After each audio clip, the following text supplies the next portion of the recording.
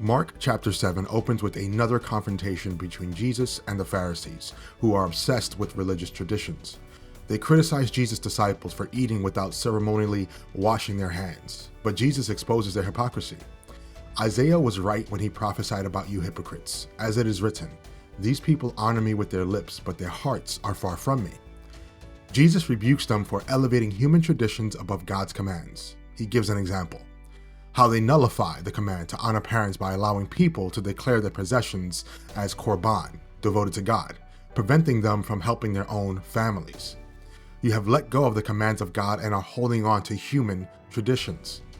Jesus then teaches a radical truth. Purity is not about external rituals, but about the heart. Nothing outside a person can defile them by going into them. Rather, it is what comes out of a person that defiles them. Later, he explains to his disciples that evil comes from within.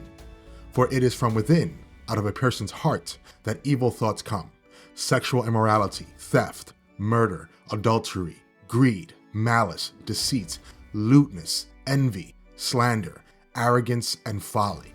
True holiness is not about external acts, but about a transformed heart before God. Jesus travels to the region of Tyre and encounters a Syrophoenician woman who begs him to drive a demon out of her daughter. "First, let the children eat all they want," he told her, "for it is not right to take the children's bread and toss it to the dogs." She responds with incredible faith. "Lord," she replied, "even the dogs under the table eat the children's crumbs." Moved by her faith, Jesus grants her request and her daughter is healed. Jesus then heads to the region of the Decapolis, where people bring him a man who is deaf and can barely speak. He took him aside, away from the crowd. Jesus put his fingers into the man's ears. Then he spit and touched the man's tongue.